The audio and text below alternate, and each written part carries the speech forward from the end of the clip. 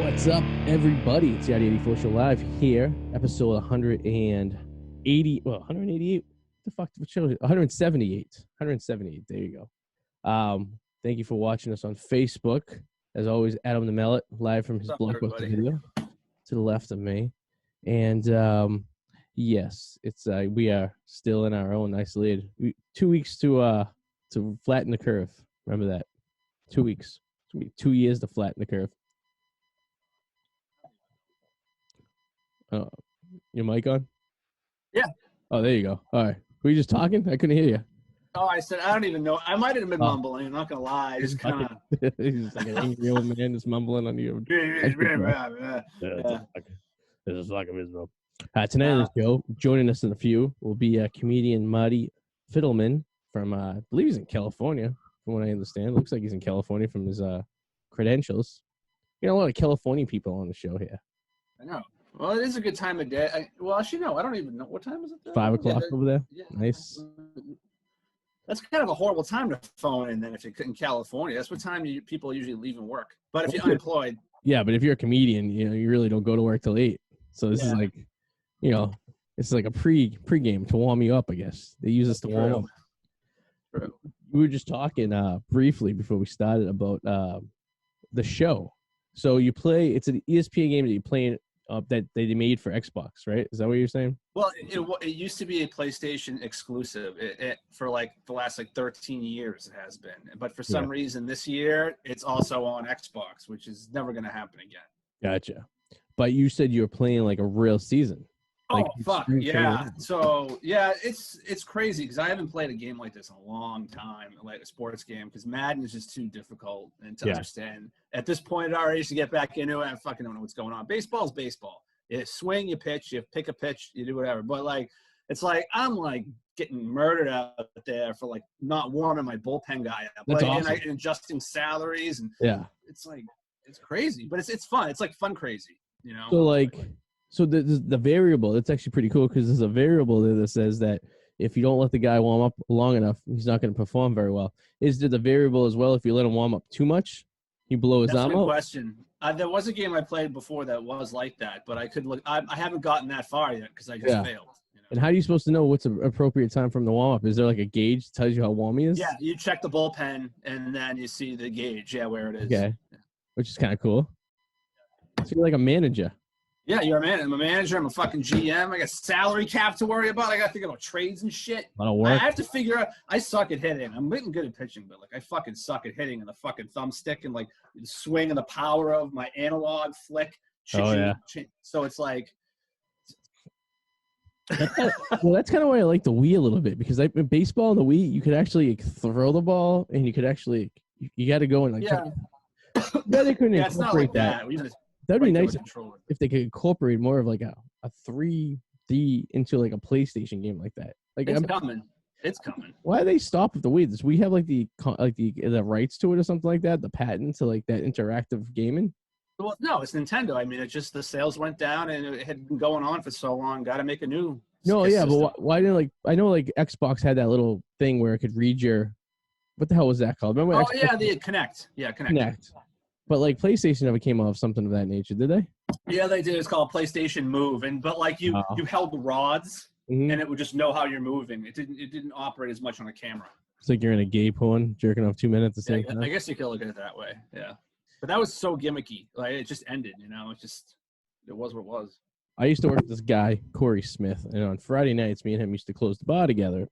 And then he would live in Beverly. I was living in Weymouth, Rockland. So it would take us almost the same amount of time to get home.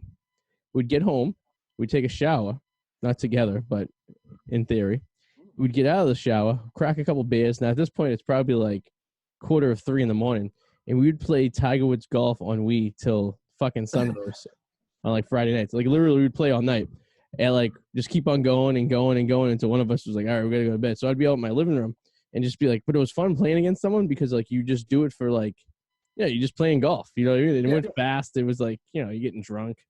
Yeah, home, you're waking up everyone in the house. It's great. It's a great time. But I got to miss the Wii for that reason.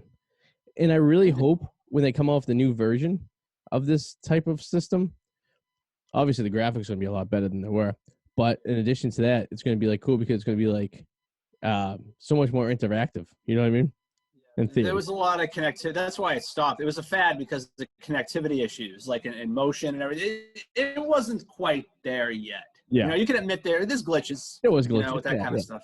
Yeah. I mean, there was glitches in Duck Hunt when we played like back in 1986. You know what I mean? And that's why you just cheated and held it to the screen. So, funny story about that. So this guy I follow on YouTube, the Nomadic Fanatic, has a house, and what he did was he bought 4 or 5 arcade games, and one of them is Big Buck Hunter. You know, like when movie theater used to have it all the time in the arcades. But the problem when you use that technology, you need a cathode ray tube for it to work. You can't use an LED screen. Which sucks. So he had to. So he's been replacing some of his games because he actually has the full arcade games. He replaced them with LED screens, so the quality is so much better. It's like so crisp, but you can't switch the ones that you have to shoot at with an LED because the technology uses a cathode ray tube in order to. I have no idea how it works, but all I know is that you can't use LED. So it's kind of sucks. So he's basically saving the old cathode ray tubes, so when they burn out, he can flop them into the machine. But you should see what they look like. So this is a company out there that actually makes LED screens specifically for arcade games from like the 80s and the 70s and the early 90s. That's pretty neat. Yeah, so the proportions actually fit perfectly. Like it goes to a 4:3 because they obviously didn't have high def on it, but the color and the quality of it, like he was showing like between the two, it was so crisp and so clear, like playing like Cruising USA. Even though it's Cruising, even though it's pixelated because like it's just it's probably 32 megabits, right? Yeah, it's an old game. Yeah. The quality of the color and the crispness of it's just so much better than the cathode ray tube, which is kind of crazy. A lot of arcade purists don't like that because it feels like it's taken away from the purist of the arcade game itself when you start swapping out pieces like that. Look at you. But look at you. I'm impressed, Arty. You learn a lot on YouTube. With your gaming knowledge. Yes. You know what? I feel like I think I told you they sell them at Walmart now. What's that? They're like arcade games, like you can buy it in a box, right? And you put something like that. And I looked at one the other day, and I'm like, you know what? This would be fun for about a week, and then it would just sit there. Like it'd be fun if you had like a game, like eventually I want to build like a game. A lot of friends that conjugate in your area a lot. Well, like basically what I want to do is one of the rooms, like build like a place where I have all my sports stuff out and have a big screen TV and like a place people can come over watch football on Sundays and hang out and stuff. And like if you have one of those games there, it's something like a little one of those Pac-Man like coffee table games. Or NBA Jam. That's what Walmart has. Yeah. We just got it at the bar I work at. We just got the Pac-Man coffee table game unit. And it takes you pay of quarters, but it has like 100 games on it because they're all digital at that point. But you can sit there and you can play Pac-Man while you're having some drinks. It's fucking pissa. But they sell those machines like $500. But pissa guy. It's fucking guy. You can sit there and play Pac-Man all day. Play Pac-Man with yourself. Right. But I just want to say shout out to the Red Sox for being in first place in American League East, even though they were in last place 2 weeks ago. And shout out to the Yankees for being in last place, even though they were in first place 2 weeks ago. So there you go. That makes me happy when I see the Yankees have the worst record in the American League and like the third worst record in all of baseball. I know it's early. I know you're going to say it's only middle of April. September. It's time to panic. Yeah. But it is nice seeing the Yankees have such a slump. And I know anything could happen. It's 102 games. It could bite, they could get hot at the right time. They've done it in the past. But like to see all that money spent just fucking I don't know anybody in this lineup. You know what? The reason why I'm playing that baseball game is because I want to get reacquainted with baseball because I feel like I don't know anybody anymore. Like all the players I used to follow, I used to love are like just retiring or just about to retire. And now it's like I got no idea who any of these fucking people are. Like I need to get reacquainted with the game. They're starting to get their kids. So like you get Guad Jr., right, playing for Toronto. And then I just heard the Red Sox had the 4th overall pick on the draft this year. And they were scouting out Al Leiter's son, who's absolutely amazing right now. He's pitching in Vanderbilt, and this kid's supposed to be light out. But one of his teammates, who was supposed to be like the number 1 overall pick, is actually going to drop back a little bit because he's not as good, but he's still a quality pitcher. And the Red Sox are actually, I think they're going to end up getting that guy instead of Al Leiter Jr. I think it's, but the son is just as good as Al was. Granted, he's pitching in college and he hasn't really seen Major League, but he's pitching. I heard about that. Yeah. Oh, it looks like you're drinking an invisible drink. It looks like you're just drinking invisible stuff. That's crazy. Yeah, but like it's like all these players, like sons.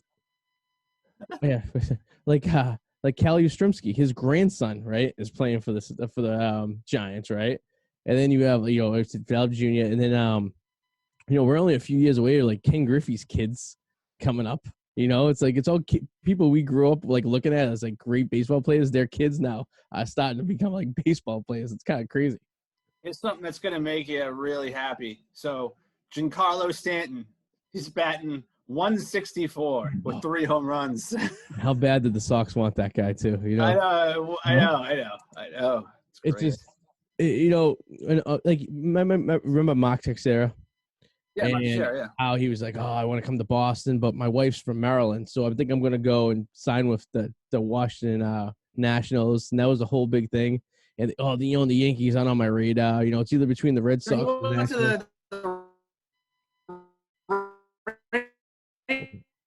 Uh-oh, I'm breaking up. It sounds like a musical thing. It's like, boom, boom, boom, boom, boom.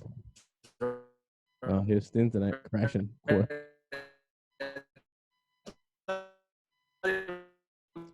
Yes. At this point of the game, the internet has crashed, and Adam is trying to talk.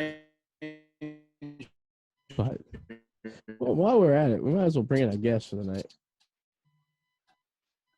Looks like Adam's like just looking into the sky. And we lost the internet. There we go. This is beautiful. I'm glad we did before we brought the guest in. So we're still recording on my side, I think. So, yes, we are still recording. Adam is frozen right now.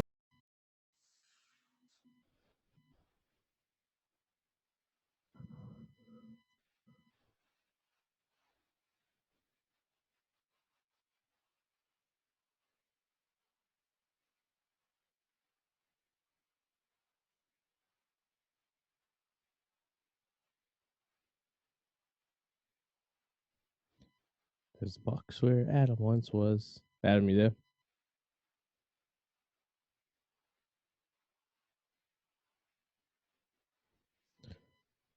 I see his box. Hey. Back. Can you hear me? I can hear you. Motherfucking Comcast sucks the biggest fucking cock. So we're going to bring our guest? Yeah, I'm struggling here. I think we just got booted from it. Literally got booted from everything. Getting worse, isn't it? $200 a month I pay for this bullshit. $200 a month to pay for this fucking sucky ass internet. But could it be your computer? I remember you saying you need a new computer. Could it be that? No, this is a brand new computer. I bought this in May. Fucking $2,000 for this fucking computer. I thought you were telling me like a week ago you were thinking about getting another one. No, I need a new laptop. Laptop, yeah. Yeah, no. Oh, you don't use a laptop. Oh, who do we do the show with? It's a fucking very expensive Mac. Yeah, no, it's definitely the internet connection because it's fucking everything in the house just goes down for some reason. We'll be sitting there watching TV because all my security cameras, my thermostat, I shouldn't tell people on the internet. Everything's controlled on the internet in my house in case you want to break into it. But like, I'll be sitting there. That's bullshit, man. I'll be sitting there at work and there's no one at the house, and all of a sudden everything restarts. And we have the same problem at work at our office. The same fucking thing. Yeah. Let's see. We should bring Marty in. Marty's probably sitting there saying, "What the fuck is going on with these assholes?" I'd rather it break down now than it is when he was here. So there's Marty right there. Yeah. Marty! Connecting. He's getting there. Hello, Marty. How are you doing tonight? Great. How you doing? Good. Welcome to the show. Thank you for joining us. Thank you so much for having me here. This is actually a great time you came on right now because we were about to bring you in. And then I don't know if you're familiar with Comcast, but how much they suck. They, as usual, shit the bed again and kill that connection. So we had to jump back in. So, it is what it is. I was actually having trouble with my laptop getting in. You know what it is? I think we're being censored by the web. We cautioned. We said something a little too risque, and oh shit. Well, I mean, our aggressive talk about how much the Yankees suck, basically maybe triggered the government to shut us down here on the web. So They won yesterday. I think they won yesterday, so that helps a little bit. But yeah. Yes, they did break the losing streak after a 6 game. So, but where are you joining us from? Are you in California right now? I'm in Los Angeles. Yeah. Okay, all right. Are you from the Los Angeles area, or are you an implant? I have been here for a long time. I'm originally from Minnesota. Okay. I'm a Viking fan. I got my own problems, but Viking. Yes, they do. They did have the Love Boat. Are you familiar with the Love Boat incident from about 15 years ago? Oh my God, that was a while ago. Yeah, that was the best thing they did. But, yeah, it was awesome. We actually have it was a former Patriot that was on the Love Boat allegedly, who's from the Boston area, Jermaine Wiggums, and apparently he tells stories occasionally on the radio about what went down on that particular day. But that's actually the best, like you said, I think that might be the best thing the Minnesota Vikings have ever done. The worst thing was probably getting Brett Favre.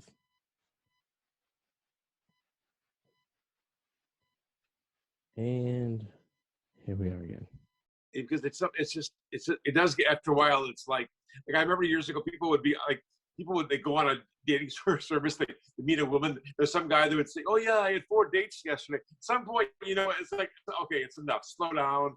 It's just the same thing. It's like, I don't, like there's people I know that do 3 or 4 in a day, and it's like, it's not necessary, 3 or 4 dates in a day? That seems like a lot. Sorry guys, I'm finally back. The internet.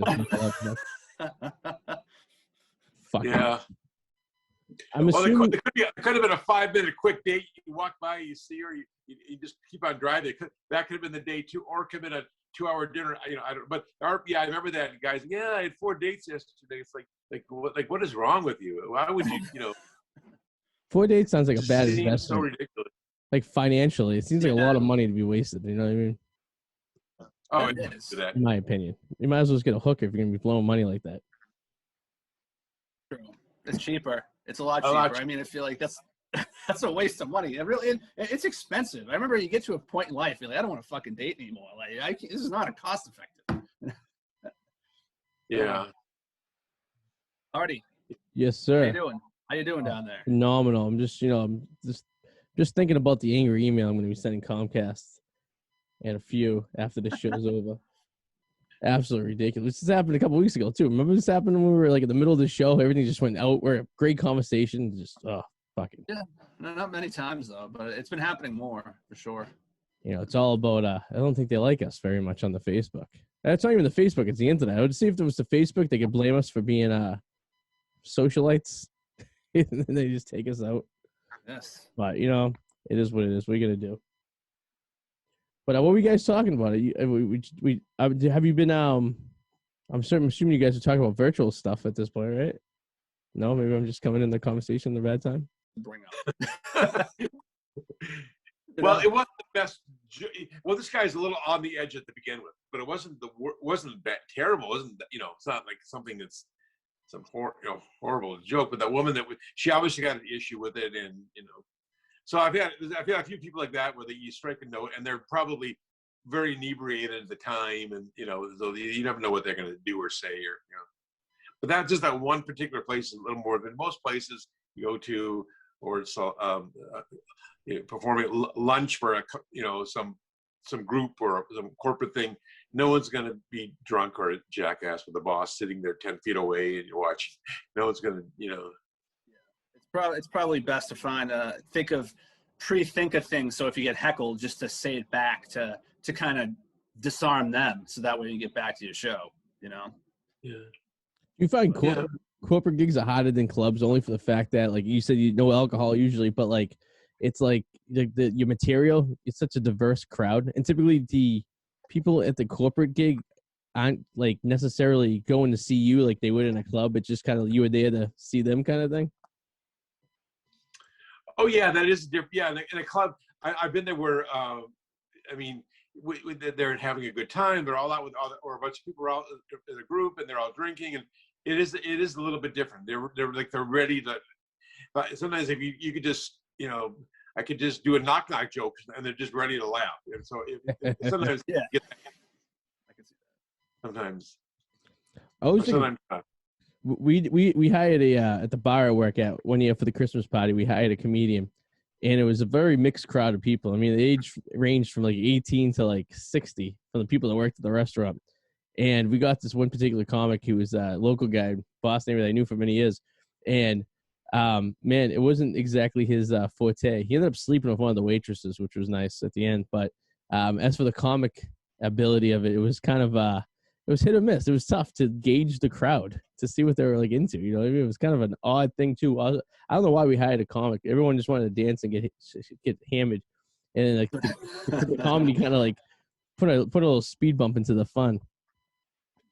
Was he like kind of offensive, or had, you know? It was a little, yeah. It was working a little blue, I guess you could say. You know, a lot of sexual in the window jokes and stuff, which most of the crowd found was entertained by it. But the older crowd, that's the hottest part, is to like get to that category, that crowd. You know what I mean? The like the conservative, like older, you know, grandmother that's there who doesn't want to hear dick jokes. You know. Yeah. If I knew that was the crowd, I wouldn't. I wouldn't. I don't think you knew what the crowd was. I think that was a big problem too. Oh, that's the toughest part. Now, Marty, you're a clean comic for the most part, right? That must be very challenging. I have more respect for a comedian who can somehow keep it clean and be funny, because I feel like that'd be so difficult. You know, so I mean, do you find it kind of more challenging? Other times you want to lash out. I mean, no. I mean, I say stuff. I talk about you know something about Viagra, but yeah, I don't talk about. I'm not anything graphic or anything bad or anything. Yeah. I you know what? One time I heard some guy a long time ago, some comedian on some radio show. I don't remember who it was, but he was saying that in his real life, he's fairly clean with his friends and his family, and he's just not. That's just the way he is. So he doesn't go on stage. And the other comics they're much more talk about the penis for 10 minutes straight. But that's probably how they are. You know, that's probably how they are. You know, yeah. 24 hours a day. And I'm just not like that. I'm just not that crude or graphic, and I'm just not. Plus, that everything I do. And my daughter's going to see everything. I'm talking about some vagina for 10 minutes. I just don't. I don't want. No, that's understandable. Yeah. It's definitely I think that's tough to do sometimes, just to work around the comedy not being blue, kind of just like being able to tell jokes without having to using that the raunch card. You know what I mean? That's like using innuendos and being creative with your words. Exactly. Yes. Same, we could just say a dick joke, but it's a lot funnier when you use the innuendo to kind of dance around it, I think, at the end of the day. More challenging. It really is. Yeah. That's what you said about like comics. Like you knew a guy who probably wasn't necessarily a dirty guy, but like his comic was like, you forget Howard Stern, I guess, historically wasn't a really raunchy kind of guy. He just put on a character on the air. Well, yeah, his character is pretty raunchy. So yeah, some people like and then some are really good, and they just very, very clean. You would take your grandmother to them. I mean, some of them, it's like, that's why people I know some people that few people happen to be like really which is their thing. So if I'm doing a show at some club or something, and I'm thinking, I can't invite them because I never know who's hell's going to be there. God knows what's going to come out of someone's mouth. So I can't. Yeah. Anything could come out. I was running for local office in my hometown, and we had a couple comedians come up for the fundraiser, and I trusted my friend who was getting the comedians to use enough common sense to kind of let the guys know what kind of crowd's going to be there. And one of the comics was one of the most raunchiest comics I've ever heard in my life. In fact, there was children there that had to be removed from the room during the show. Oh my God. And I was like, I know, like, if I was the comic on stage, I would have at least gauged the crowd and been like, all right, maybe I can't do the hysterectomy joke when there's a 7-year-old sitting in front of me. Maybe I can dance around it a little bit, it's like anything else too. Like when you're performing for the crowd, you gotta like, or entertaining the crowd, you gotta kind of, I don't know, just make sure everyone's don't be an idiot. I guess at the end of the day, don't be telling crazy jokes. No, like I was doing these shows where I was producing them at this park, and ahead of time, I always say, listen, there will definitely be little kids walking by with their parents. Please be, fairly clean. You don't have to just do stuff about, the Boy Scouts, but just be fairly, reasonably clean. So. Have you? What was the worst experience you ever had doing comedy all these years?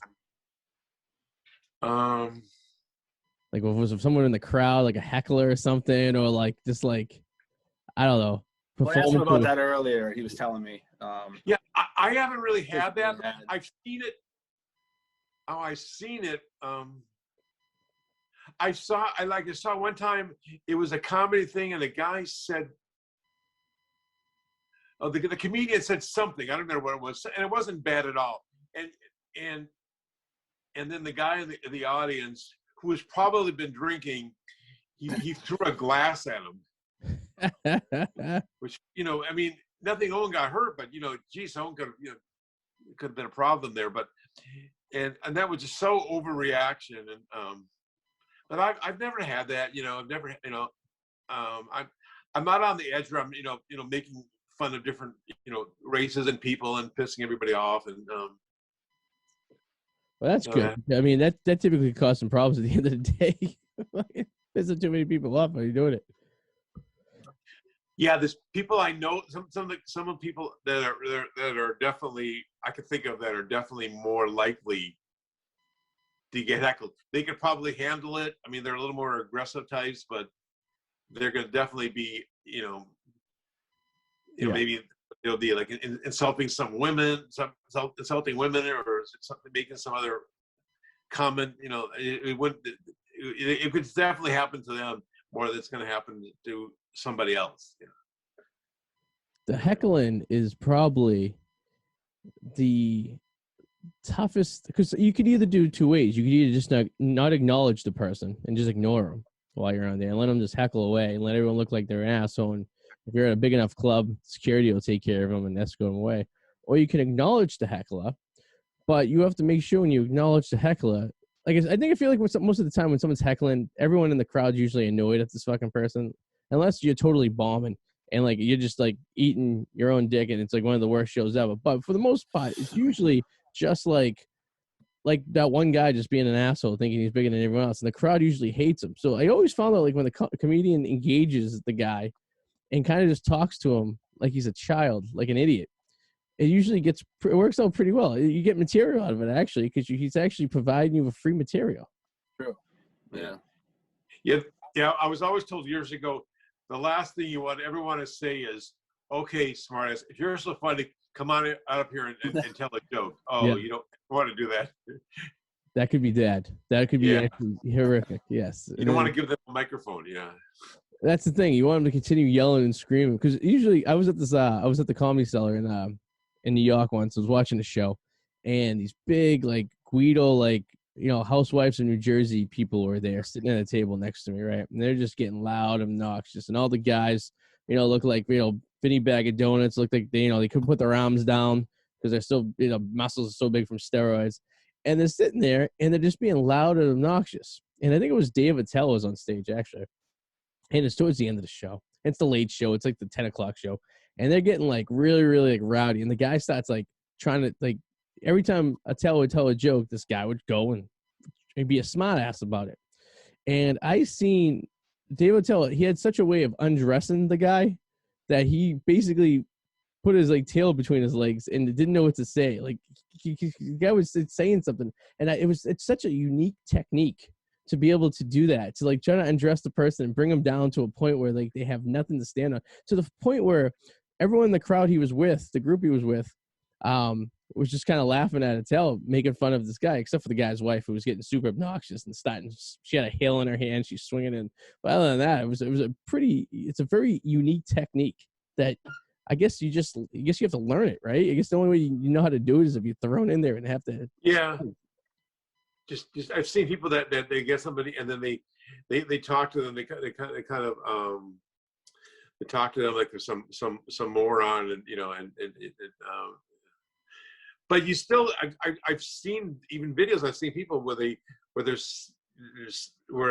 someone will charge the stage or throw a punch at somebody. I've still seen that, so I'm still aware. I don't, I've heard of it where someone gets jumped afterwards. So I'd rather not embarrass them, piss them off too much. Yeah, I mean, you don't want to get assaulted while you're doing comedy. I mean, no, that's not fun for anyone. You're getting in a fisticuffs of a drunk guy in the crowd. Yeah, because the reality is you still don't know who you're dealing with. Yeah. You don't know. I mean, I can't say, hey, you're a real jackass, biggest schmuck I've ever seen. Okay, have a good night, and I just walk off. I mean, I'm probably gonna get some repercussions from that, Yeah, that's like the guy who gave me the finger yesterday on the way to work, and I went out of my way and I followed him around the block a few times and made him nervous. Because I didn't have to necessarily go the way I went, but he gave me the finger for no reason whatsoever. I believe I may have cut him off in a merge or something. It really irritated him. So I followed him through Charlestown, in and out of Charlestown, and just kind of took a little 10-minute detour just to give him a little scare. Then I could tell he knew I was following him, so he was taking some kind of wild routes and stuff. And then I looked at the clock and I go, it's probably time for me to go to work. I think the guy got enough scare for the day, and I continued on my day. But I wasn't going to do anything, but he didn't know I was going to do anything, So like you don't know if the guy who's heckling you don't know. You don't know. Yeah. It's a wild world we live in. If you haven't watched the news in the last 2 years or so, unless you're living under a rock, you'd realize that, yes, you'd agree that it's probably a little fucking crazy out there. True. Yeah, So, you could have been a guy that just escaped from prison. You could have been. Yeah. You could have been anybody. Had a bad day, my wife walked in on my wife with my my neighbor. You never know. Anything could happen. Hey, So Marty, I'm on your website and I'm looking at the the adoption diaries, where you share stories about being adopted and unique search for your birth parents. That's some deep stuff. It's like, so obviously you were adopted, but when did you find out you were adopted? It was like last month. No. Really? I finally found out. I knew something was wrong. My parents were Japanese, so I knew something. Oh shit! It doesn't quite add up, but no, actually, I think I knew when I was probably, I don't know, 10 or something. 9, 10. What gave it away? But it wasn't a big deal. It wasn't a big deal at all. It wasn't. But the older I got, once I got married, then I started thinking like, what kind of genes I got, all that kind of stuff. Yeah. So, yeah. That I think for like being adopted, I think that's probably the most, like, because because if you're a kid when you're adopted and you don't really realize it, and you found out later on in life, like you already get the nurturing that you would get from your parents, anyways. So I think like when you get older, the genetic shit is like kind of curiosity, like to know what kind of palate I'm dealing with, because you don't know what kind of history you may have if but. I mean, in the end, were you happy with what you found? What you set out for? Did you feel like you accomplished? The stories there are all kinds of stories out that I've heard. Some better than others. I mean, at least they're good people. At least they're decent and cool. Yeah, I mean, no one's been in a maximum security prison or nothing like that. You're not related to Charles Manson.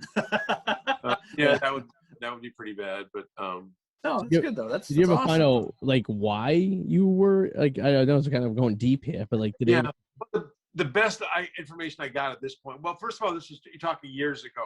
Okay. It wasn't like 2019. I mean, it was like it was basically that they were a couple in New York, and you don't have a child out of wedlock. In those days, it was like this was like a big deal. It was a big, and so they went to she got knocked up, and they went to in Minnesota. That's why I was born in Minnesota. They flew her. They got her to Minnesota. Then he had me out there, and she probably had her boarding pass in her hand during birth, and she got out of town, real quick.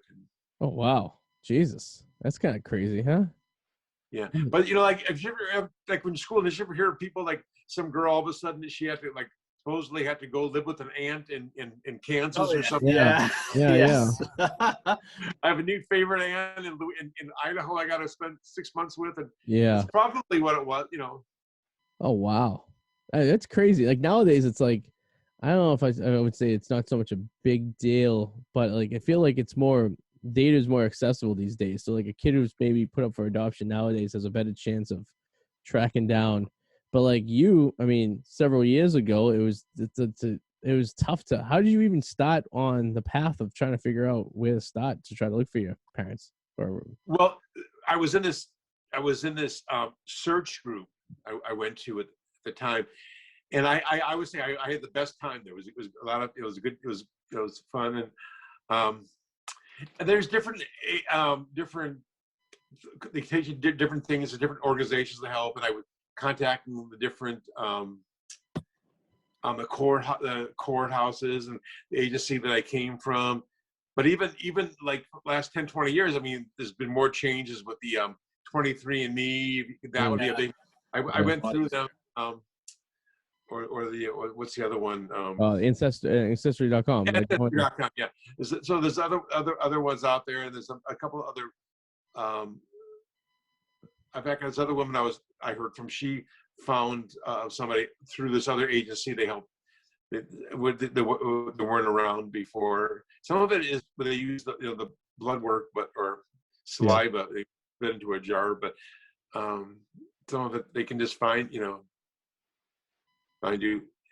It was hard. It's hard to find people like from years ago because there wasn't much and everything. When I did it like 20 years ago, it was like, well, I mean, it was like I had to write a letter. You had to do this. Yeah. It wasn't even emailing. It was just Yeah, and it's like now with like I pay monthly on Ancestry.com because we done the swab, we found all this stuff.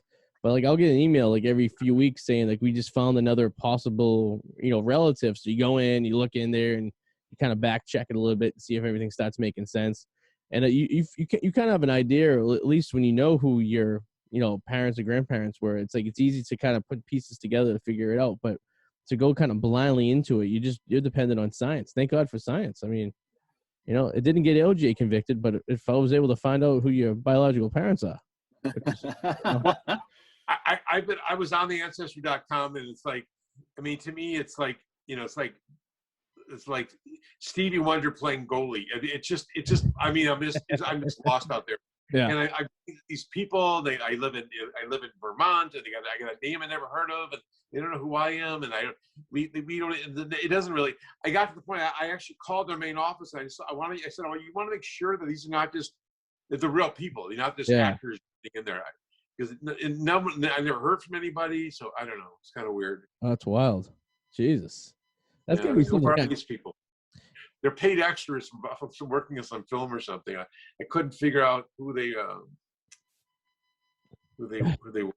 That would be impressive if Ancestry.com was that deep, where they actually staged meetings with parents, kind of like the government staged the moon landing, right, Adam?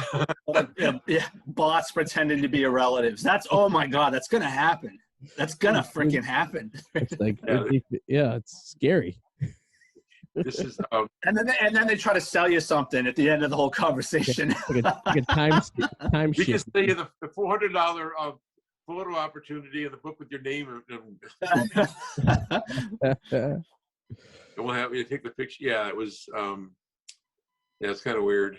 Yeah, but hey, at least you said you did it, right? It's like one of those things. At the end of the day, it's like, you know what, I figured it out. I know where it is, and you go from there. It's better than not knowing, I guess. Probably. No, I mean, yeah, I did get information. There's things like, I have, I have like full-blooded siblings, and I, met them, and I don't really connect with them that much, but they're out there, so yeah, they're not close to me, they're not physically, they're thousands of miles away, but that's okay. did a little piece of you hope like they came up like Rockefeller was the last name or something like that? I mean, you're from New York, you never know. It could be like Hudson or one of those big New York names pop up, and Roosevelt. You're like, wow, look at that. Like, I guess now I can retire. Yeah, somebody named Getty. Yeah, right. I'm looking for a guy named Getty. A guy named Getty was looking for me. Yeah, that's funny. He could have maybe if he would have knocked up some woman in those days, and that would have been pretty cool. Well, that reminds me of Steve Jobs. He was adopted, right? Yeah. And he didn't know. He found out who his parents were later in his life, and then it turned out they lived like only like 2 or 3 blocks away from where he grew up. It was kind of a weird thing. And you never imagine like being those parents, like, the guy who invented Apple. But then Steve Jobs had a weird relationship with his daughter.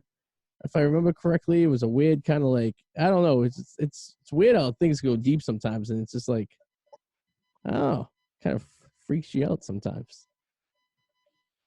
Yeah.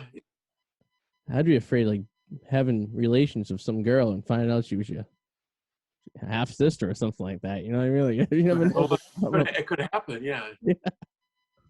I mean, especially at the same time. These people, a lot of cases I know of, they're like, they're in California, and the people they're in Texas, or they're in, they're in New York, or they're all over.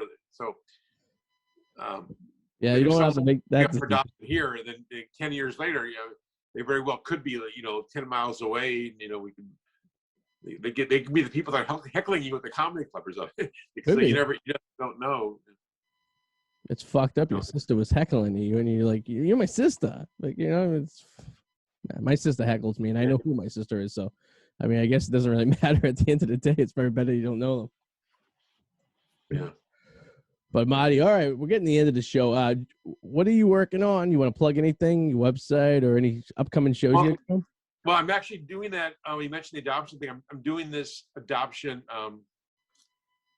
show. I'm going to do it online. I haven't even set it up yet, but it's going to be in August. Okay. It's going to be in August. So if you check the website, I'll have the information eventually. August 21st. And which website for everyone if they want to go check it out? I don't have it yet, but on my website, martyfidelman.com, and then I'll eventually have the information. But August 21st. And then I'll get the tickets. I'll have it probably in a few weeks. I'll have it tickets set up where you can get them. Sounds good. And we'll put your website on the description for the podcast. And we apologize for the technical difficulties earlier in the show. I blame Comcast 100% for that. So that's okay. Yeah. The more that I looked into it, Comcast is owned by NBC. Oh, really? And they probably don't like our show. This wouldn't happen if the net neutrality, didn't exist. Just saying. Exactly. Fucking A. Well, Marty, thanks for joining us. It was nice talking to you. And Marty. Hope everything takes off once the pandemic's over and we can get back to our regular life and you can get back on stage and get heckled by strangers. Yeah, get back to the football season. There you go. Sounds good, man. Well, have a good night. Thanks for talking to us. Have a good night. Thank you so much for having me. No problem. Nice to meet you, Marty. See you later, Marty. Marty Fidelman. What did you guys talk about when I was gone? Because we're all over the place. We talked about the entertainment industry in LA is just decimated. It's a state that is based on that's their one of the major source of revenue, and they're being horrible about opening things up. Things, a few other things. Have they opened? I'm sure he talked to you about. Have they opened much out over there? He's doing live shows. Yeah. How are they doing? Yeah, but they're outdoors, right? Yeah. That's better than nothing, I guess. I guess in California you can get away with like having live shows outside. Oh yeah, felt good. So yeah. Apologize for everyone watching out there on the Facebook land for the technical difficulties, but did that record anything when you were gone? It might have. We'll find out once It wasn't on Facebook though. It might have recorded, right? Yeah, Zoom should have kept track of the meeting, hopefully. So I'll look into that once I think they did, because I think we had an episode a couple weeks ago that happened. Remember? And I was able to like pinpoint all the stuff that went down. Isn't there a test you can run to check your speed? It has nothing to do with the speed. It's every once in a while my router decides it wants to restart. It's like, remember at work, we have the same problem. Sometimes we're sitting there and all of a sudden it's like the internet goes down and the router just fucking. Yeah. And I think it's because I rent. I wonder, I should just fucking buy one. I rent their equipment. I wonder if I just bought equipment outright, I'd have a better fucking reliability. You know what I mean? So we're going to do our football draft. Yeah, so I got to get it set up here. I'm logging in. We got to set up the. Are you still recording the show? I am so confused where we are right now. Yeah, we're Hey. we're deep into it. We're at the end. Yes. Marty's story was fucking crazy. Do you imagine, like, find out you're adopted and then, like, 20 years ago, how hard would that be? Like, we take it for granted how easy it would be to find, like, a sibling. Yeah. You know what I mean? That takes a lot of determination. If you're setting out to do that, then you have you really want it, you know? Well, then you got to realize that you're getting into something that you, like, may or may not want to find out, right? I mean. Yeah, it's true. And, like, what happens if you find, like, who your real parents are and they end up being, like, douchebags? Yeah. Like, then you find out that's the reason. Yeah. They put you up for adoption because you weren't, like, a brunette and they wanted a blonde kid. You know what I mean? Like, something fucked up like that. But that's you know what, though?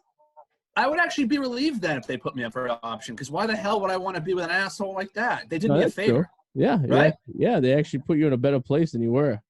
Yeah, they suck. Fuck them. Thank God. I feel like, do adoptions really happen much these? I mean, I know, like, people adopting, like, kids from foreign countries, but, like, domestic adoptions, is that something that's still really, like, going on? Well, it's hard because the thing is, it's easier to adopt from overseas than it is here. There's way too many checks and balances, and it's a pain in the ass to adopt it's just harder to adopt an American kid. I know, and I know the waiting list for, like, an American kid's, like, probably, like, deep, right, to get one of those kids. Makes no sense, by the way, because, you would think, keep it in house. You would think so. It'd be easier than grabbing some kid from, like, the middle of, like, an African country where no one knows about. But I don't know. That's just wild to me. I don't know if I could ever put a kid up for adoption. Like, I feel like, you know what I mean? So it's either you're alive or you gotta get rid of that. What do you mean, like, alive? Like, no, it's like you're gonna be born or keeping you, or we gotta not have this happen. Wink, wink. Yeah, I know. It's yeah, exactly. Well, yeah, they ship you to your aunt's house for 6 months. I guess times are different, though. You know? Yeah. I don't know if that, like, I don't know if that shit flies as much as it did back, like, when Marty was a youngster, you know? It must be hard, though, for the woman if you think about it, because think about, you carry this. There's something you and I can't really understand, and it's that maternal inside, like, it's part of you giving that. I can't see that being easy to give away, just human nature-wise. Yeah, and I also, like, I know, like, certain, like, situations, and I just on TV, but not personally, like a woman will, like, was planning on getting rid of the baby, so, like, she gets to meet the parents that are going to take the baby over type stuff. And she can't. Yeah. She can't, like, yeah, and it's, like, this emotional bond that between the baby and, like, the maternal mother. And, like, I mean, yeah, I would never be able to do something of that nature because there's too much of a variable there. There's too much of a risk that the mother's going to be like, yeah, I changed my mind. I'm going to keep the baby after all. So it feels so weird to, like, think of, like, laying there pushing something out of your vagina and then, like, okay, we're taking it away. Bye. Yeah. Dude, I've seen a baby come out of a vagina. I've seen one come out of a vagina too. Yeah. So, like, it's a thing. I held a leg. Yeah, but that's it. I mean, I guess you could say it's an experience. It is. It's creepy. It's a little weird. And then the watching everything that comes out after is very. I don't think I could watch a C-section. I even feel like watching somebody get cut open. Oh, I don't think you're allowed to. I think they put well, actually, they don't. No, because my sister had one, and they put they're not. Yeah, because put the sheet over. Yeah, they put. Like, there's organs because they actually have to take out, like, your intestines and your stomach, and then how do they know where to put it all back? The gallbladder and shit. Yeah, what do they do? There's you can probably find it on YouTube because it's medical. Oh yeah, we could probably watch a video if we really wanted to. But like the fact, like, the C-section itself is, like, I was a C-section baby, but I was too. Mine was an emergency. Yours was an emergency too, wasn't it? Was it like I was almost 10 pounds. Jesus fucking Christ! You're like a pack. Yeah, that was a big ass baby. Jesus, your poor mom. God bless her. She had to go naturally. Yes, it was impossible. It was like fucking 10 pounds of watermelon. They do say, like, once you have a C-section. I believe, like, and here we are, two dudes talking about how women have birth because we're experts in the subject here. You can't give natural birth anymore. I guess every single the baby gets bigger. Yeah. Well, not so much that, like, it's just because they move stuff around, you're not gonna be able to actually naturally be able to have a baby anymore. Every baby after your first C-section has to be a C-section or something like that. If I understand correctly. I found a video. I gotta confirm my age. C-section? Oh God. Yeah, I'm doing it. I'm doing it. Oh God. Funny. All right, you just made a good point. You just got a video where it confirmed your age on YouTube, right? Yeah. Do you remember that video I sent you? Is it a dildo or is it my boyfriend's dick? Yeah. You don't need to confirm an age on that on YouTube.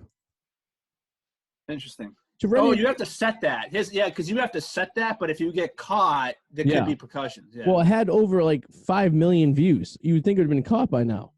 So just to sum everyone up, there was this video that I came across, and it basically, I came across it because I was listening to a podcast. They were talking about how YouTube censors videos, right? Like, so if it's like, especially with COVID stuff, if you're spreading stuff that's like not true about COVID or what YouTube deems as not true, as they'll take your videos down. And you're watching the C-section video, of course. So the guy in the podcast was talking about this video that he came across, and it was called, "Is it a dildo or is it my boyfriend's dick?" And it's these two gay guys who basically what they do in this video, and if you can Google it, you can find it yourself and watch it on YouTube. It's there. One boyfriend is behind the other, and there's a sheet, and he takes turns either sticking a dildo in his boyfriend's butthole, and then or his real wee-wee. And at the end, the guy has to figure out which one was the wee-wee and which one was the dildo. And this is a video that we watched at work. Yeah, you were so captivated, you came over to my workstation. Yes.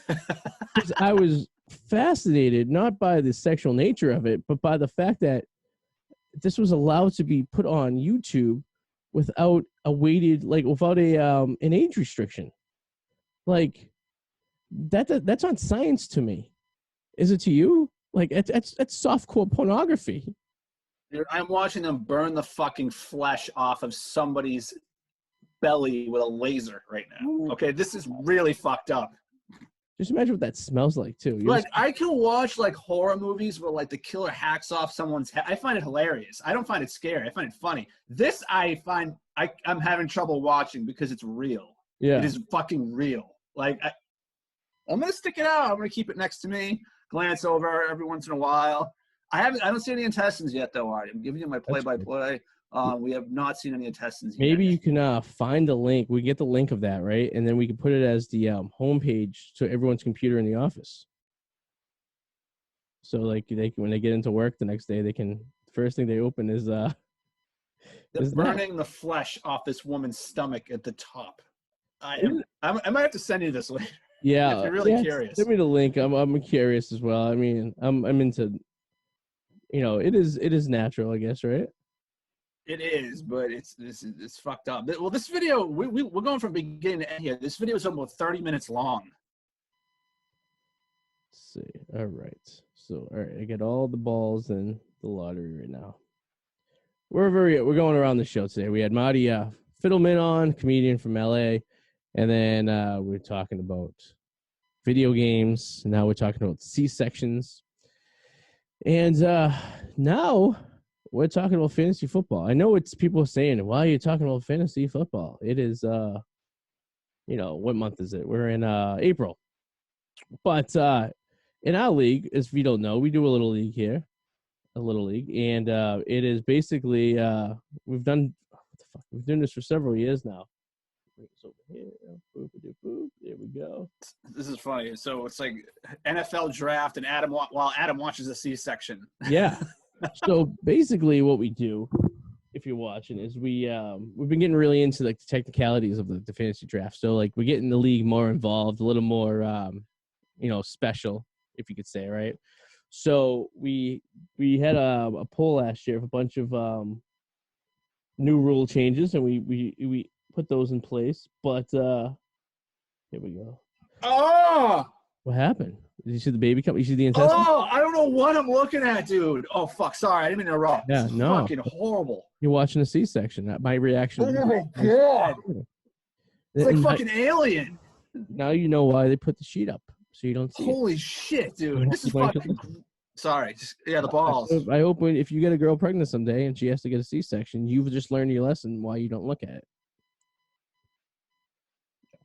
They're moving organs around.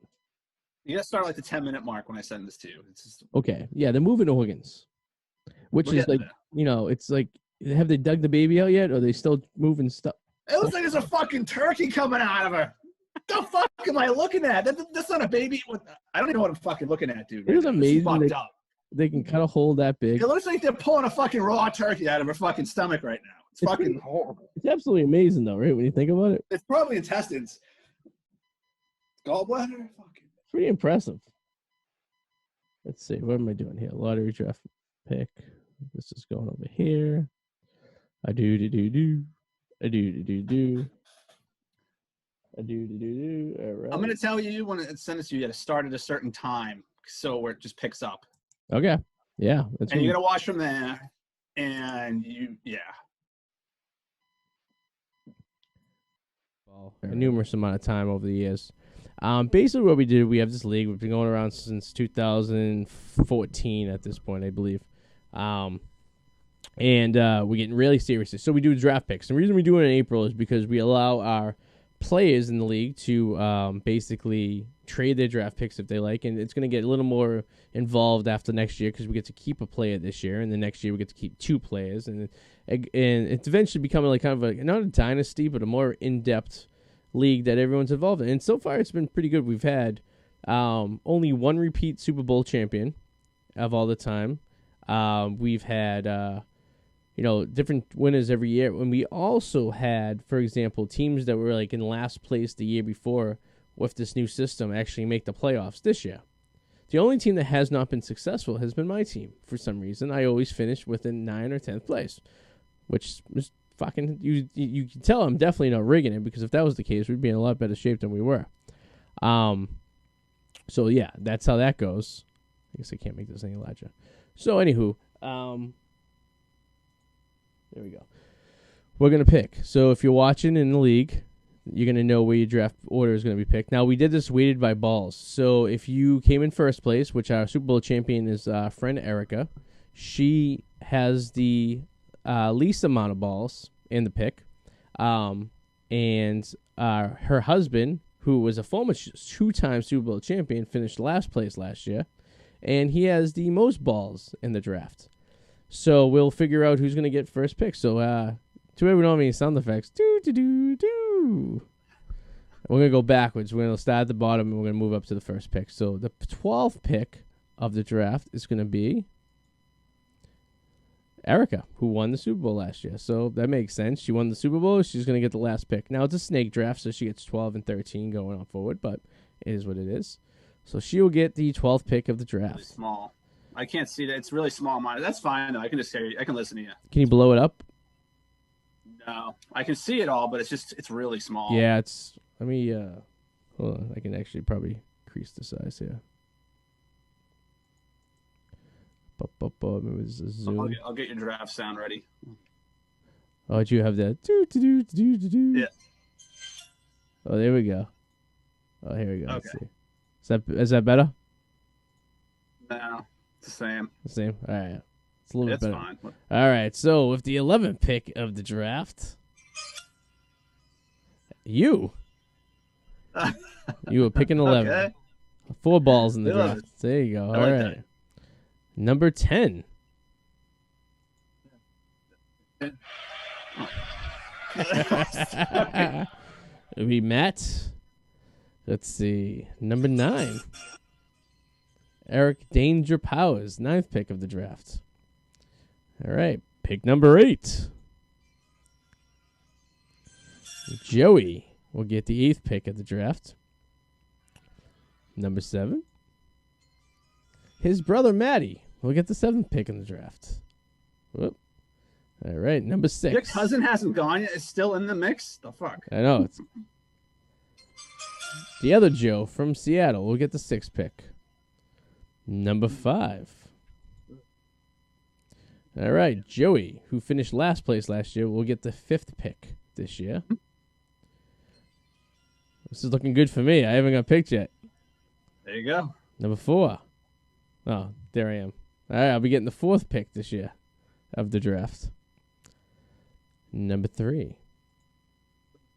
My cousin. There you go. So, this is where the ball lottery kind of gives you a curveball sometimes because he was in the Super Bowl. He was the second best team last year, and he's going to be picking 3rd. I mean, that's the way it's weighed. It's keeps things interesting. He'll probably trade it. Number 2 will be his buddy Crazy J will be getting the 2nd pick, which makes I'm happy where I am. I So- want to be either in the bottom 3 or the top 3. And I guarantee my cousin trades this pick. He traded it last year. He had the 1st overall pick last year, and he traded it. So, and this leaves my wife, Susie, will get the 1st overall pick in the draft. And this is going to be very interesting for her because she usually drafts Drew Brees, who is not an option. She would draft Drew Brees right now if he was actively playing with the 1st pick. She would totally have drafted him. And I would say why. And she'd be, she sees my value when anyone wants to get him. You know? All right, so there's the draft order. So the 1st pick, Susie, then Crazy J, and my cousin Ricky and his buddy Evan, and then myself. Joey P, Joey C.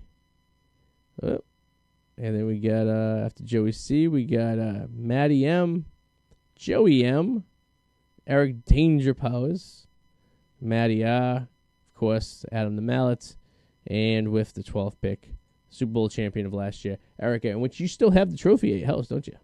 Yeah. Oh, yeah, you got it. She has not requested it yet, so, Oh, yeah, whatever. when she does, then you go. But at least you got an opportunity to spend time with it since, I do. I took some provocative photos with it. It was great. There you go. That's what I want. I want this thing to be used and abused, Maybe go skydiving with it or something like that, if you're into that stuff. That would be interesting. The guy went skydiving the other day. Oh, God. I think I got smoker's lung. All right, so this is the draft order. Let's see. Stop. What does that say? Boom. All right, we're back to where we were. I'm still getting used to Zoom stuff here. Still getting used to it. But, all right, that was the show. So if you weren't any interested at all in fantasy football, that was interesting to you. If you have no interest in whatsoever, then it was probably boring for you. So there you go. That's the way we'll keep it here. And we apologize for watching online with the technical difficulties we had earlier, but you can blame nothing but Comcast for that, or Infinity, or whatever the fuck they're called these days. And special thanks to Marty Fidelman for joining us all the way from the left coast. And Adam, anything you plugging going on with Not you? really. You just check out the Whirlwind Potato. Working on some new material. Probably maybe not this week, but probably the next. Ooh, look at that. Yeah. Ooh. And we didn't acknowledge the fact that you're wearing a blue shirt, like the typical attire that a Blockbuster video employee would wear. I was looking for the badge. I couldn't find it, but I have one. There you go. I actually had that same shirt. I think I got it I feel like at Gap or something like that. Like that perfect blue shirt that Best Buy has the same color too. Could be working. You ever go to Target wearing a red shirt and people ask you for stuff? That happened to me a few times. No, that's not happening to me. But Yeah. I can see that happening. I went to Target once with a red polo shirt on and khakis, and people were asking me stuff, and I go, "What the fuck?" People ask me, and I go, "Oh, I'm wearing the Target uniform." So that happens sometimes. What are you gonna do?